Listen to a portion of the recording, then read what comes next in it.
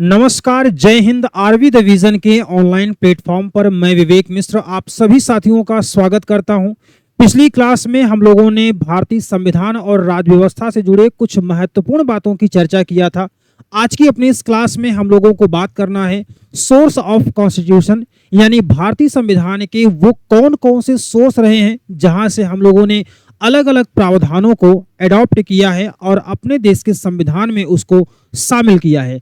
हालांकि ये कहा जाता है कि बहुत सारे सोर्सेज और बहुत सारे जो प्रावधान हैं वो हमने अलग अलग देशों के संविधान से उसको ग्रहण किया है, लेकिन एक खास बात यहाँ पर यह भी आपको जानने की जरूरत है कि हमने जितने सारे संविधान के प्रावधानों को अपने देश के संविधान में शामिल किया है, उन सभी प्रावधानों को अपने देश, काल और परिस्थितियों के अनुसार उसमें कुछ न कुछ परिवर्तन किया है। पेट एग्जाम 2023 के लिए हम लोग अपनी ये विशेष क्लास को संचालित कर रहे हैं, तो इसमें आपको बहुत ज़्यादा कॉन्सेप्ट की आवश्यकता नहीं है। ज़्यादा से ज़्यादा आपको फैक्ट के रूप में ही सवाल पूछे जाते हैं, तो उसी को हम लोग ध्यान में रखते हुए अपनी क्लास को आगे बढ़ाते हैं। कौन से महत्वपूर्ण पॉइंट आपके परीक्षाओं के लिए इंपॉर्टेंट होगा उसकी चर्चा हम लोग करेंगे। संस्थान में अलग अलग तरीके से आपका सहयोग किया जा रहा है। फ्री ऑफ कॉस्ट जो है वो क्लासेस आपके लिए संचालित की जा रही हैं, उसको आप निश्चित रूप से देखिए और ज़्यादा से ज़्यादा आप चीज़ों को तैयार करिए ताकि आप 85+ स्कोर अपने एग्जाम में कर सके। साथियों, आज का टॉपिक हमारा है भारतीय संविधान के सोर्स कौन कौन से हैं। सोर्स में हम लोग आगे बढ़ें उससे पहले एक महत्वपूर्ण बात आपको जरूर बतानी है। यहाँ से एक चीज आप जरा समझिएगा कि भारतीय संविधान का जो सोर्स आप यहाँ पर देखते हैं, तो इनमें से सबसे महत्वपूर्ण या सबसे बड़ा सोर्स कौन सा होता है। अगर ऐसा सवाल आपसे एग्जाम में पूछा जाए कि भारतीय संविधान का सबसे बड़ा सोर्स कौन सा है, तो आंसर आपको लगाना होगा 1935 का भारत शासन अधिनियम यहां पर आपका राइट आंसर हो जाएगा। तो 1935 का भारत शासन अधिनियम जो है वो हमारे संविधान का सबसे बड़ा सोर्स माना जाता है। कहा जाता है करीब 70 से 75% तक के जितने प्रावधान हैं वर्तमान में, और सभी को हमने कहां से लिया है, तो 1935 के भारत शासन अधिनियम से ही हमने इसको ग्रहण किया है। इसके अलावा कुछ जो आलोचना करने वाले हैं, इसीलिए कहा जाता है आलोचकों के जरिए कि हमारे देश का संविधान कुछ नया नहीं बनाया गया, बल्कि 1935 का जो शासन अधिनियम था उसी को हमने या तो अक्षरशः ले लिया, या फिर आप यूं कह सकते हैं कि आलोचकों ने यह भी कहा कि एक पुरानी लिखावट थी पहले और उस पर हमने एक नया जो कानून था, नई बातें थी, उसको हमने लिख दिया है। तो कुछ इस तरीके से इस पर आरोप भी लगाए जाते हैं आलोचकों के जरिए। एग्जाम में आपसे क्या सवाल पूछा जाएगा, जैसे संविधान का एक प्रमुख सोर्स होता है ये, इसके साथ में 70 to 75% पार्ट्स को हमने यहीं से लिया है। केंद्र और राज्य के बीच में शक्तियों का विभाजन जो है वो 3 सूचियों में आपको यहाँ पर देखने को मिल जाता है। आपने इस बात को पढ़ा भी है, और इसका प्रावधान दोस्त आपको 7वीं अनुसूची में भी देखने को मिला था, जिसमें 3 प्रकार की सूचियों की हम लोगों ने बात किया था। हम लोगों ने इस बात पर भी चर्चा किया था कौन कौन से विषय इसमें शामिल होते हैं, खास करके आपको जनगणना को ध्यान में रखना है। ये सारी महत्वपूर्ण बातें हम लोगों ने देखा हुआ था। तो इस प्रावधान को कहां से लिया गया है, 1935 के शासन अधिनियम से। इसके बाद देखिए, तो यहां पर आपको देखने को मिल जाएगा ब्रिटेन, और ब्रिटेन से हमने कौन कौन सी बातों को ग्रहण किया है, तो यहाँ पर आपको ध्यान में रखना है। जैसे हम लोगों ने पढ़ा था कि हमारे देश में संसदीय शासन प्रणाली है, तो संसदीय शासन प्रणाली का प्रावधान हमने कहाँ से लिया था, तो हमने उसको लिया है ब्रिटेन के संविधान से। और एक चीज आप और ध्यान में रखिएगा कि विश्व में संसद की जननी किसको कहा जाता है, तो एक अच्छा पॉइंट आपके लिए महत्वपूर्ण हो सकता है। तो संसद की जननी किसको कहा जाता है, तो ध्यान रखिएगा इसका भी आंसर आपका क्या हो जाएगा, ब्रिटेन हो जाता है। विधि का शासन या कानून का शासन, ये भी आपने देखा था, हम लोगों ने आगे अभी पढ़ेंगे। आर्टिकल 14 में आपको मिलता है विधि के समक्ष समानता और विधि का समान संरक्षण। तो विधि का शासन या कानून का शासन भी कहां से लिया गया है, तो वो ब्रिटेन से लिया गया है। इसके अलावा विधि के समक्ष समानता, ये भी हमने कहां से लिया है, विधि के समक्ष समानता हमने कहां से लिया है, तो इस बात को भी हमने कहां से लिया है, ब्रिटेन के संविधान से ही इसको ग्रहण किया है। इसके बाद एकल नागरिकता है, एकल न्यायपालिका है, विधायी प्रक्रिया है और मंत्री परिषद का सामूहिक रूप से उत्तरदायित्व निम्न सदन के प्रति होता है। यहाँ पर आगे हम लोग पढ़ेंगे, लेकिन फिर भी थोड़ा सा ध्यान आप रखिएगा कि जैसे हम लोग मंत्री परिषद की रिस्पॉन्सिबिलिटी की जब बात करते हैं तो मंत्री परिषद जो होता है वो सामूहिक रूप से किसके प्रति उत्तरदायी होता है, लोकसभा के प्रति उत्तरदायी होगा। और अगर व्यक्तिगत रूप की बात करेंगे तो वो राष्ट्रपति के प्रति उत्तरदायी होता है। आगे इसकी चर्चा हम लोग करेंगे। और राष्ट्र के प्रधान के रूप में राष्ट्रपति की औपचारिक स्थिति क्या है, ये भी आपको कहां से लिया गया है, तो ये भी हमने लिया है ब्रिटेन के संविधान से। इसके बाद देखेंगे तो अगले पॉइंट पर हम लोग बढ़ें। यहां पर आपको देखना है अमेरिका के संविधान से क्या क्या लिया गया। तो अमेरिका के संविधान से हम लोगों ने जिन बातों को ग्रहण किया है उसमें से हम लोगों ने फंडामेंटल राइट यानी कि मौलिक अधिकारों को लिया, स्वतंत्र न्यायपालिका की व्यवस्था को लिया, इसके अलावा न्यायिक पुनर्विलोकन को लिया, न्यायिक पुनरीक्षण लिया, उपराष्ट्रपति का पद हमने लिया, संविधान की सर्वोच्चता लिया, राष्ट्रपति पर महाभियोग की प्रक्रिया को लिया, इसके साथ में निर्वाचित राष्ट्रपति है, उद्देशिका का विचार है और इसके अलावा जो वीटो पावर होता है राष्ट्रपति के पास उसको भी हमने कहां से लिया है, तो उसको भी हमने अमेरिका के संविधान से ही ग्रहण किया। इसके बाद सर्वोच्च न्यायालय और उच्च न्यायालय के न्यायाधीशों को जो हटाने की प्रक्रिया होती है इस बात को हमने कहां से लिया है, तो इसको भी हमने लिया है अमेरिका के संविधान से। तो ये भी आपके लिए एक महत्वपूर्ण बात यहां पर होती है। आयरलैंड से हमने क्या लिया है, नीति निर्देशक तत्वों को, राष्ट्रपति का निर्वाचक मंडल क्या है, राज्यसभा में राष्ट्रपति के द्वारा विशिष्ट व्यक्तियों का जो मनोनयन किया जाता है इसकी चर्चा हम लोग यहाँ पर कर सकते हैं। जैसे बड़ा इंपॉर्टेंट पॉइंट होता है आपके लिए कि राष्ट्रपति जो है, ध्यान से इसको याद रखिएगा, राष्ट्रपति जो है वो राज्यसभा में कुल 12 सदस्यों को क्या करता है, 12, ये जो है राष्ट्रपति कुल 12 सदस्यों को मनोनीत करता है। कितने सदस्यों को, तो ये 12 सदस्यों को मनोनीत करता है। कहां पर, तो वो करता है राज्यसभा में, यानी कि जो हमारे देश की संसद है उसका उच्च सदन यानी कि राज्यसभा में कुल 12 सदस्यों को ये नॉमिनेट करता है। इसके अलावा राष्ट्रपति का निर्वाचक मंडल क्या होता है इसकी चर्चा करेंगे आगे। निदेशक तत्व है राज्यसभा में राष्ट्रपति के द्वारा विशिष्ट व्यक्तियों का मनोनयन है। तो इन सभी बातों को हमने कहां से लिया है, आयरलैंड से। कनाडा से आप ध्यान रखिएगा कि उन सभी प्रावधानों को हमने लिया है। ऐसे प्रावधान जो केंद्र को शक्तिशाली बनाते हैं उन सभी प्रावधानों को हमने कहां से लिया है, तो ध्यान रखिएगा हमने लिया है उन सभी को कनाडा के संविधान से।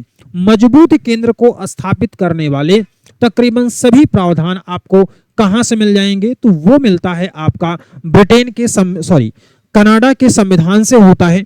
भारतीय संघ के लिए यूनियन शब्द जो होता है उसको हमने कहां से लिया है। इसके अलावा नियुक्ति राज्यपाल की कैसे होती है, ये आप जानते हैं कि केंद्र सरकार के द्वारा किया जाता है। तो जब केंद्र सरकार के द्वारा राज्यपाल की नियुक्ति की जाती है तो इससे एक बात कंफर्म हो जाता है कि यहां पर भी इस कंडीशन में भी केंद्र जो है वो शक्तिशाली है। इसके अलावा हमने विशिष्ट अवशिष्ट शक्तियां जो हैं इसको कहां से लिया है, तो कनाडा के संविधान से लिया है। और आप जानते हैं कि अवशिष्ट शक्तियों पर जो कानून बनाने का अधिकार होता है, कानून बनाने का अधिकार होता है वो किसके पास होता है, तो कानून बनाने का अधिकार जो होता है वो होता है केंद्र सरकार को। यह भी एक सवाल आपसे पूछा जा सकता है। सवाल आपसे पूछा जा सकता है कि अवशिष्ट शक्तियों पर या अवशिष्ट विषयों पर कानून बनाने का अधिकार किसके पास होगा, तो आंसर आपको लगाना होगा केंद्र सरकार को। इसके अलावा संघ सूची पर कानून बनाने का अधिकार केंद्र सरकार को, राज्य सूची पर कानून बनाने का अधिकार राज्य सरकार को, समवर्ती सूची पर कानून बनाने का अधिकार केंद्र और राज्य दोनों को। लेकिन केंद्र के द्वारा बनाया गया कानून जो होगा वो ज्यादा प्रभावी होगा। इसके अलावा राज्य विधान मंडल के द्वारा पारित विधेयक को राष्ट्रपति के लिए आरक्षित करना राज्यपाल के द्वारा, इस व्यवस्था को भी आप देखें तो यहां से भी साबित होता है कि ये भी केंद्र के लिए शक्तिशाली, केंद्र को शक्तिशाली बनाता है। इसके अलावा संघात्मक शासन व्यवस्था को भी हमने कहां से लिया है, कनाडा के संविधान से ले लिया है। इसका मतलब है कि वो सारे प्रावधान जो कि केंद्र को शक्तिशाली बनाते हैं, कनाडा से लिया गया। इसके बाद देखिए फ्रांस से हमने क्या लिया है, फ्रांस से हमने ले लिया है प्रस्तावना में जो प्रयुक्त है स्वतंत्रता, समानता, बंधुत्व शब्द, ये हमने कहां से लिया है, ये हमने ले लिया है फ्रांस के संविधान से। और इसके अलावा हमने गणतंत्र यानी कि जो रिपब्लिक शब्द है, गणतंत्र और रिपब्लिक शब्द है, इसको हमने कहां से लिया है, फ्रांस के संविधान से लिया है। आप देखते हैं कि संविधान की प्रस्तावना में सामाजिक, आर्थिक, राजनीतिक न्याय, विचार, अभिव्यक्ति, विश्वास, धर्म, उपासना की स्वतंत्रता, इसके अलावा समानता, फिर यहाँ पर बंधुत्व, तो जो ये वर्ड्स हैं इसको हमने कहां से लिया है, इसको हमने फ्रांस से लिया। गणतंत्र शब्द, रिपब्लिक शब्द को हमने कहां से लिया है, फ्रांस से ही लिया है। और इस फ्रांस से जो रिपब्लिक शब्द लिया गया है, इसका मतलब क्या हो गया, इसका मतलब हो गया देश का जो सर्वोच्च नागरिक होगा, देश का सर्वोच्च नागरिक जो होगा, अर्थात हम कह सकते हैं कि ये राष्ट्रपति होता है हमारे यहाँ। देश का सर्वोच्च नागरिक अर्थात राष्ट्रपति क्या होता है, ये निर्वाचित होता है। कैसा होगा, तो ये निर्वाचित होता है किसके द्वारा, तो ये जनता के द्वारा प्रत्यक्ष या अप्रत्यक्ष रूप से होना चाहिए। लेकिन हमारे देश के संविधान में व्यवस्था है कि राष्ट्रपति जो होता है वो किस तरीके से निर्वाचित होता है, जनता के द्वारा, तो ये अप्रत्यक्ष रूप से जनता के द्वारा निर्वाचित होता है। इसके बाद देखेंगे सोवियत रूस से हमने प्रस्तावना में जो प्रयुक्त शब्द है, और वो कौन कौन से शब्द हैं यहाँ पर आप ध्यान दीजिएगा। प्रस्तावना में प्रयुक्त शब्द जो सामाजिक, आर्थिक और राजनीतिक न्याय है, इस शब्द को हमने लिया है रसिया के संविधान से। और मौलिक कर्तव्य जो है फंडामेंटल ड्यूटी, तो फंडामेंटल ड्यूटी को भी हमने कहां से ले लिया है, तो हमने ले लिया इसको सोवियत रूस के संविधान से। इसके बाद देखेंगे तो जर्मनी से हमने लिया है आपातकालीन व्यवस्था, इमरजेंसी। और आपको यहाँ पर एक पॉइंट ध्यान में रखिएगा कि जो आपातकाल की व्यवस्था हमने कहां से लिया है, जर्मनी से। हमारे देश में आपातकाल की व्यवस्था जो है वो आपको आर्टिकल 3 आर्टिकल्स में ये मिलता है। आपातकाल की व्यवस्था आपको 3 अनुच्छेद के अंतर्गत मिलता है। इसमें से आप देखेंगे तो अनुच्छेद 352 एक होता है, 352, जिसमें दिया गया है आपको राष्ट्रीय आपातकाल। यहां पर क्या है, राष्ट्रीय आपातकाल दिया गया। इसके बाद है अनुच्छेद 356, यहां पर प्रावधान है राष्ट्रपति शासन का, राष्ट्रपति शासन का। और इसके बाद अनुच्छेद 360 की बात जब करते हैं तो यहां पर होता है वित्तीय आपातकाल। यहां पर किसका प्रावधान है, तो यहां पर प्रावधान है वित्तीय आपातकाल का। तो राष्ट्रीय आपातकाल, राष्ट्रपति शासन और वित्तीय आपातकाल, ये आपको ध्यान रखना है। 3 महत्वपूर्ण आर्टिकल होते हैं। और इस आपातकालीन व्यवस्था को हमने कहां से लिया है, जर्मनी के संविधान से। मौलिक अधिकारों पर प्रभाव, तो आपातकाल का मौलिक अधिकारों पर क्या प्रभाव पड़ता है, इसकी चर्चा हम लोग आगे तो करेंगे ही, लेकिन यहां पर ध्यान रखिएगा जो आर्टिकल 19 है, ध्यान रखिएगा आर्टिकल 19, राष्ट्रीय आपातकाल के दौरान ये क्या होता है, स्वतः निलंबित हो जाता है, स्वतः निलंबित होगा। और दूसरा ध्यान रखिएगा कि आर्टिकल 20 और 21 ये आर्टिकल्स ऐसे हैं जो कभी भी समाप्त नहीं होते हैं। तो ये प्रभाव पड़ता है इमरजेंसी के दौरान आपके फंडामेंटल राइट पर। अब इसके बाद देखिए यहां पर साउथ अफ्रीका से संविधान संशोधन की व्यवस्था किया गया है और राज्यसभा के सदस्यों का निर्वाचन कैसे होता है, इस बात को लिया गया। तो भारतीय संविधान में अगर आप देखेंगे संविधान संशोधन की व्यवस्था, तो संविधान संशोधन की जब हम लोग बात करते हैं तो यहाँ से दो सवाल आपको मुख्य रूप से मिलता है। एक सवाल आपको मिलता है कि इसको हमने कहाँ से लिया है, और दूसरा सवाल आपको मिलता है कि इसका प्रावधान आपको कहाँ पर देखने को मिलता है। तो जब हम लोग संविधान संशोधन की बात करते हैं तो इसका प्रावधान आपको मिलता है अनुच्छेद 368 में। अनुच्छेद 368 में इसका प्रावधान किया गया है कि किस प्रकार से संशोधन होता है, और उस संशोधन की व्यवस्था आपको संविधान संशोधन जो कि कहां से लिया गया है, साउथ अफ्रीका से राज्यसभा के सदस्यों का निर्वाचन लिया गया।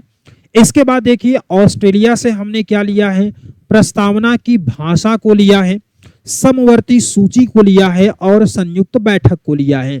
तो प्रस्तावना की भाषा और प्रस्तावना को कहां से लिया है, तो अमेरिका से। प्रस्तावना की भाषा को कहां से लिया है, ऑस्ट्रेलिया के संविधान से। समवर्ती सूची का मतलब आपने देखा था 7वीं अनुसूची में जो हम लोगों ने यहां पर बात किया हुआ था 3 सूचियों के बारे में।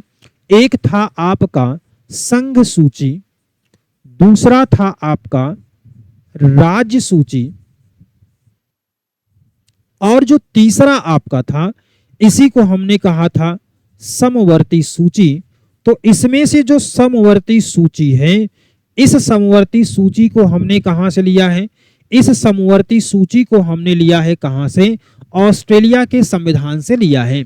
इसके अलावा देखिए यहां पर एक पॉइंट आपको और दिया गया है, पॉइंट आपको दिया गया है संयुक्त बैठक की।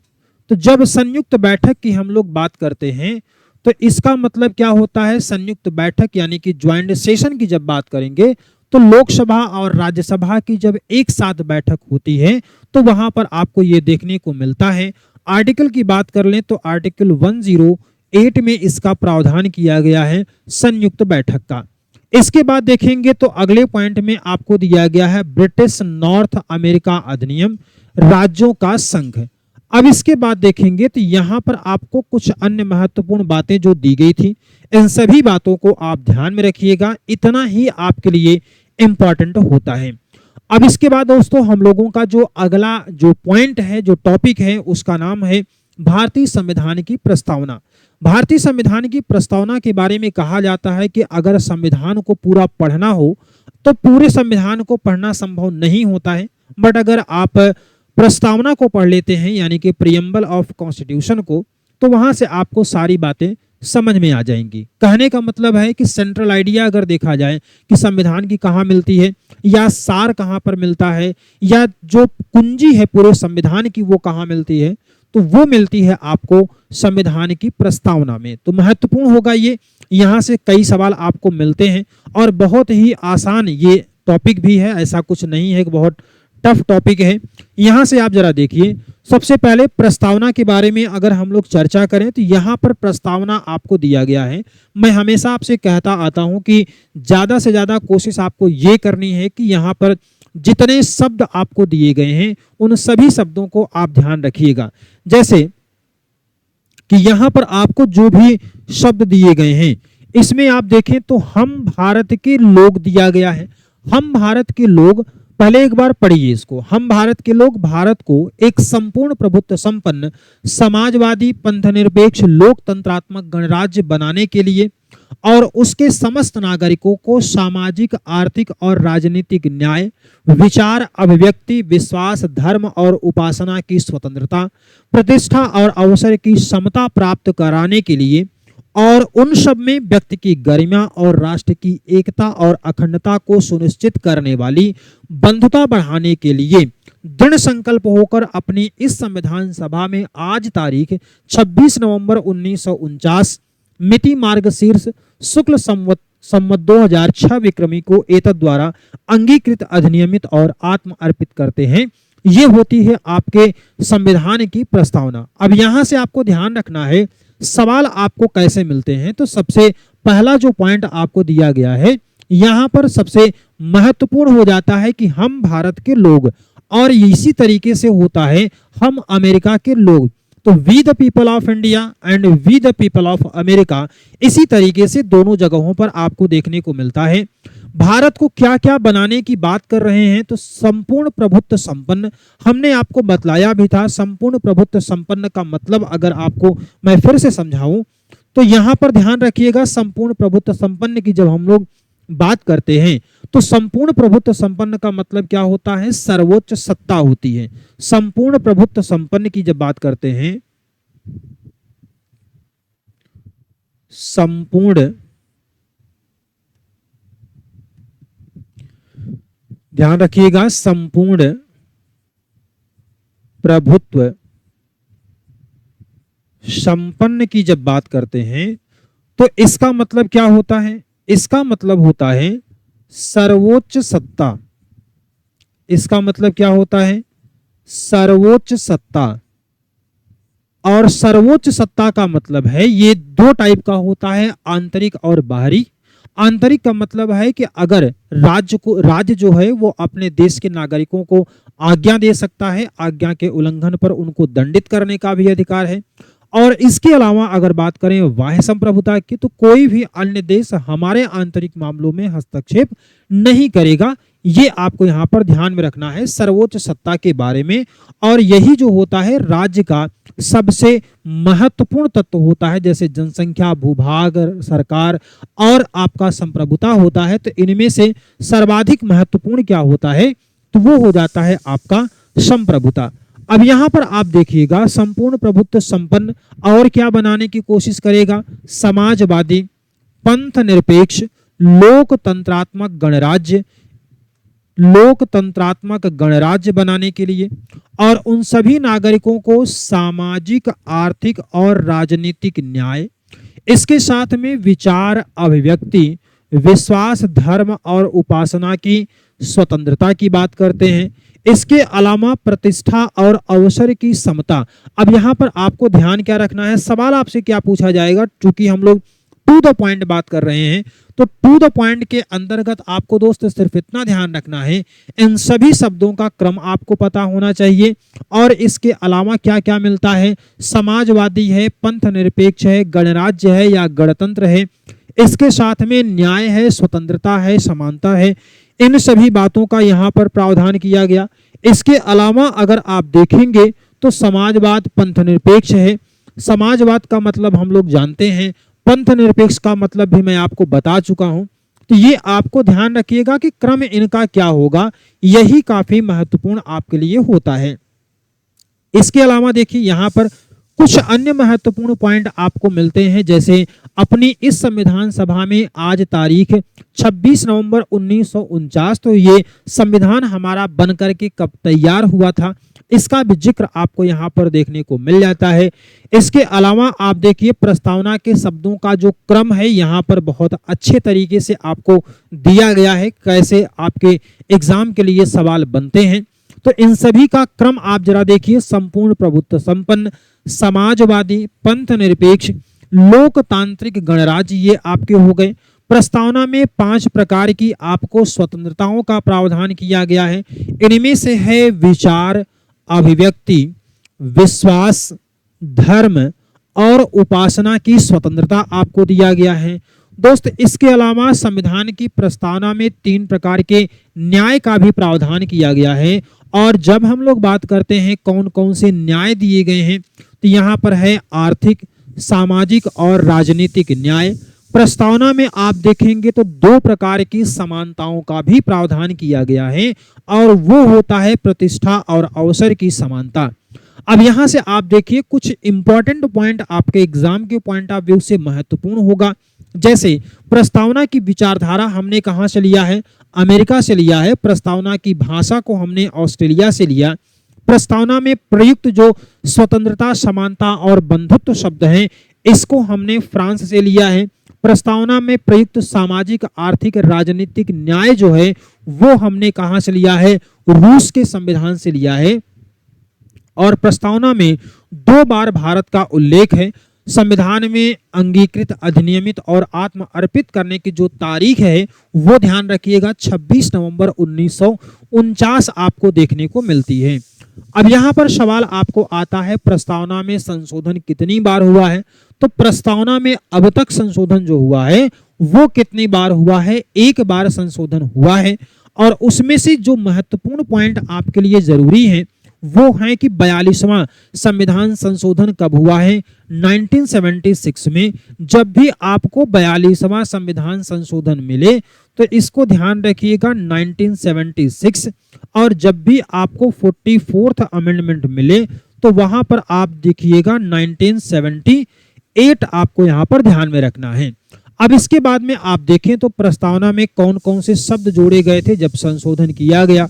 तो एक शब्द था आपका समाजवाद, दूसरा शब्द था आपका पंथ निरपेक्ष और तीसरा शब्द था आपका अखंडता। यहां पर आपको 3 शब्द मिल गए, समाजवाद, पंथ निरपेक्ष और अखंडता। तो ये 3 शब्दों को जोड़ा गया है कब?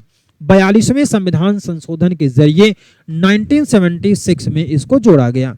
अब इसके बाद देखिए प्रस्तावना के उद्देश्य, प्रस्तावना को उद्देश्य क्यों कहा जाता है? तो आपको मालूम होगा कि 13 दिसंबर 1946 को जवाहरलाल नेहरू ने संविधान सभा में उद्देश्य प्रस्ताव प्रस्तुत किया था और इसी उद्देश्य प्रस्ताव को 22 जनवरी 1947 को संविधान सभा ने स्वीकार कर लिया और इसे ही प्रस्तावना के रूप में मान्यता मिल जाती है। तो जो पंडित जवाहरलाल नेहरू के द्वारा उद्देश्य प्रस्ताव प्रस्तुत किया गया था 13 दिसंबर 1946 को, तो उसी को और उसमें थोड़ा बहुत संशोधन करके वर्तमान में जो हमारे देश की प्रस्तावना है उसको हम लोगों ने यहाँ पर शामिल कर लिया है। तो ये कुछ महत्वपूर्ण बातें थी आपको संविधान की प्रस्तावना से। अब यहाँ पर आप देखिए एक बड़ा अच्छा सवाल आपको मिलता है कि प्रस्तावना, क्या संविधान में जो प्रस्तावना दिया गया है क्या इसको हम न्यायालय के जरिए लागू करवा सकते हैं कि नहीं करवा सकते हैं? तो अच्छा सवाल आपको मिलता है यहाँ से, ध्यान रखिएगा, बहुत जरूरी पॉइंट आपको यहाँ से मिल जाएगा। जैसे कि यहाँ पर हम लोग बात कर लेते हैं अगर कि कौन कौन सी चीजें हैं जो कि संविधान में दी गई हैं और उनको न्यायालय के द्वारा लागू करवाया जा सकता है। तो प्रस्तावना की जब हम लोग बात करते हैं तो प्रस्तावना जो होता है ये लागू नहीं होता है। ध्यान रखिएगा कि प्रस्तावना में जितने प्रावधान किए गए हैं उनको हम न्यायालय के जरिए लागू नहीं करवा सकते हैं। इसके अलावा जरा आप बताइए कि क्या हम लोग मूलाधिकारों को लागू करवा सकते हैं या नहीं? मूलाधिकारों को हम लागू करवा सकते हैं और इसी को लागू करवाने के लिए हमारे पास 2 आर्टिकल होते हैं, अनुच्छेद 32 होता है और अनुच्छेद 226 होता है। अनुच्छेद 32 के जरिए सुप्रीम कोर्ट और 226 के जरिए हाई कोर्ट जो है ये 5 प्रकार की रीट जारी करते हैं। ध्यान रखिएगा, इसको 5 प्रकार की रीट जारी करते हैं और इसीलिए हम कहते हैं कि फंडामेंटल राइट जो है वो न्यायालय के द्वारा लागू है, यानी कि जस्टिएबल है। इसके अलावा एक दूसरा सवाल आपको मिल जाता है, नीति निर्देशक तत्व। नीति निर्देशक तत्व, जरा आप इसको बताइए कि क्या ये संविधान में जो नीति निर्देशक तत्व भारतीय संविधान के भाग 4 में दिया गया है, आर्टिकल 36 to 51 तक दिया गया है, तो क्या ये लागू होता है कि नहीं? तो यहां पर ध्यान रखिएगा कि इसको भी लागू नहीं कराया जा सकता है, लागू नहीं कराया जा सकता है। ये पॉइंट भी आपके लिए काफी महत्वपूर्ण यहां पर हो जाता है। तो आपसे कभी कभी सवाल अगर इस तरीके से पूछे जाते हैं कि कौन लागू करवाया जा सकता है, कौन लागू नहीं करवाया जा सकता है, तो इसको आपको ध्यान में रखना है। प्रस्तावना में जितनी बातें दी गई हैं उसको न्यायालय के द्वारा हम लागू नहीं करवा सकते हैं। अब यहाँ पर आपको ध्यान में रखना है और कौन से महत्वपूर्ण पॉइंट आपको यहाँ पर दिए गए हैं। जैसे एक केस आया था बेरुवाड़ी का 1960 में, तो वहां पर क्या कहा गया था कि संविधान का भाग नहीं है प्रस्तावना और इसलिए संशोधन नहीं किया जा सकता। दरअसल आपको यहाँ पर आर्टिकल 368 को ध्यान रखना है। हम लोग उसी 368 की बात कर रहे हैं जिसको हमने साउथ अफ्रीका के संविधान से ग्रहण किया है। उसमें प्रावधान है कि संसद जो है वो संविधान के किसी भी भाग में संशोधन कर सकती है। तो यहाँ पर सवाल ये था कि प्रस्तावना क्या संविधान का भाग है कि नहीं, और अगर प्रस्तावना संविधान का भाग होगा तो संशोधन किया जा सकता है, और अगर भाग नहीं होगा तो संशोधन उसमें नहीं किया जा सकता। तो वही आया था बेरुवाड़ी का वाद 1960 में, और वहां कहा गया कि संविधान का भाग नहीं है और इसलिए इसमें संशोधन नहीं किया जा सकता। फिर केशवानंद भारती बनाम केरल राज्य का वाद आया है। मोस्ट इंपॉर्टेंट पॉइंट आपके लिए होगा। तो यहाँ पर केशवानंद भारती बनाम केरल राज्य के बाद में ये कब आया है? 1973 में आया। प्रस्तावना को संविधान का भाग माना गया और इसमें संशोधन किया गया। लेकिन यहाँ पर ध्यान रखिएगा कि यहाँ पर मूल ढांचा का सिद्धांत दिया गया। यानी कि सबसे पहले बेरुवाड़ी का वाद आया था 1960 में, जिसमें कहा गया कि प्रस्तावना संविधान का भाग नहीं है और इसलिए इसमें संशोधन नहीं किया जा सकता। बात आती है 1973 की, वहां पर आता है केशवानंद भारती बनाम केरल राज्य का वाद, और इसमें न्यायालय ने निर्णय दिया कि प्रस्तावना जो है वो संविधान का भाग है और इसमें संशोधन भी किया जा सकता है, लेकिन मूल ढांचे में संशोधन नहीं कर सकते हैं। तो मूल ढांचे का सिद्धांत कब आया है? तो 1973 में आया, केशवानंद भारती बनाम केरल राज्य के वाद में। तो इसको आपको ध्यान में रखना है। इसके बाद देखिए, तो यहाँ पर जितने भी शब्द आपको दिए गए हैं इन सब का मतलब भी आपको ध्यान में रखना है। जैसे पूर्ण प्रभुत्व संपन्न की बात हम लोगों ने कर लिया। समाजवाद में आपको लोकतांत्रिक समाजवाद संसाधनों के विकेंद्रीकरण पर होता है। इसके बाद DS नकारा केस है, बहुत इंपॉर्टेंट आपके लिए नहीं है, क्योंकि पेट एग्जाम में ज्यादातर आपको फैक्चुअल चीजें पूछी जाएंगी। पंथ निरपेक्ष का मतलब हमने आपको बतला भी दिया था। पंथ निरपेक्ष का मतलब होता है कि राज्य का कोई राजकीय धर्म न हो, राज्य जो है वो अपने नागरिकों के बीच धर्म के आधार पर किसी भी प्रकार का कोई भेदभाव न करें, सभी धर्मों के अनुयायियों को समान रूप से धार्मिक स्वतंत्रता का अधिकार प्राप्त होना चाहिए। तो ये बात आपको मिलती है सेकुलर शब्द के अंतर्गत, यानी कि पंथ निरपेक्षता के रूप में। लोकतंत्र का मतलब है शासन संचालन की शक्ति जो है वो भारत की जनता में निहित होगी। इसके अलावा रिपब्लिक का मतलब आपको बता चुका हूं। न्याय यहां पर दिया गया है। न्याय का मतलब होता है कानून के समक्ष जो है वो सभी लोग बराबर होते हैं। इसके बाद स्वतंत्रता का भी यहाँ पर प्रावधान आपको दिया गया है। तो स्वतंत्रता के प्रावधान में अगर आप देखेंगे तो यहाँ पर व्यक्ति की गतिविधियों पर किसी प्रकार का कोई प्रतिबंध नहीं होता है। समता की बात करते हैं तो संविधान की प्रस्तावना में प्रतिष्ठा और अवसर की समानता का उल्लेख किया गया है। इसका मतलब होता है कि समाज में बिना किसी भेदभाव के सभी को समान अवसर उपलब्ध कराया जाना है। अब इसके बाद देखिए, तो यहाँ पर प्रस्तावना में कुछ अन्य महत्वपूर्ण बात जो आपको यहाँ पर देखना है। जैसे हम लोग बंधुत्व की बात करते हैं तो बंधुत्व का मतलब यहाँ पर क्या होता है? बंधुत्व का अर्थ है सभी नागरिकों के बीच एक होने की भावना को जागृत करना और साथ ही साथ भाईचारे का विकास करना, राष्ट्र की एकता और अखंडता। इसमें आप देखें तो बहुभाषी सांस्कृतिक विरासत के साथ भारत की जो एकता और अखंडता है उसको बनाए रखने की एक बड़ी चुनौती थी। अब इसके साथ में मौलिक कर्तव्यों के अंतर्गत प्रत्येक नागरिक का ये कर्तव्य भी बताया गया है कि वे अपने राष्ट्र की एकता और अखंडता को अक्षुण्ण बनाए रखें। साथ ही साथ यहाँ पर प्रस्तावना से संबंधित कुछ महत्वपूर्ण पॉइंट आपको दिए गए हैं स्टेटमेंट के रूप में। कभी कभी आपको यहाँ से भी सवाल मिल जाते हैं, इसको आप थोड़ा सा ध्यान रखिएगा। पालकीवाला ने कहा था कि प्रस्तावना को संविधान का परिचय पत्र कहा। KM मुंशी ने प्रस्तावना को संविधान की जन्म कुंडली कहा है। डॉक्टर भीमराव अंबेडकर ने प्रस्तावना को एक पवित्र दस्तावेज के रूप में कहा। और इसके साथ साथ में अल्लादी कृष्णा स्वामी अय्यर ने संविधान की प्रस्तावना को हमारे दीर्घकालिक सपनों का विचार कह करके पुकारा है। इसके बाद ठाकुर भार्गव दास ने प्रस्तावना को संविधान की आत्मा के रूप में भी कहा है। तो ये सभी बातें आपके एग्जाम के लिए काफी महत्वपूर्ण होंगी, इन सभी को आप ध्यान रखिएगा। आज की क्लास हम लोगों की बस यहीं तक है। अच्छे तरीके से चीज़ों को आप तैयार करिए और जहां पर भी अगर आपको कोई डाउट होता है तो उसको आप अच्छे तरीके से कमेंट करके आप अपने सवालों को भी पूछ सकते हैं अगर कहीं पर आपको कोई डाउट है तो। आज के लिए हम लोगों की क्लास बस यहीं तक है। कल की क्लास में हम लोग फिर से मिलेंगे, तब तक के लिए जय हिंद, वंदे मातरम।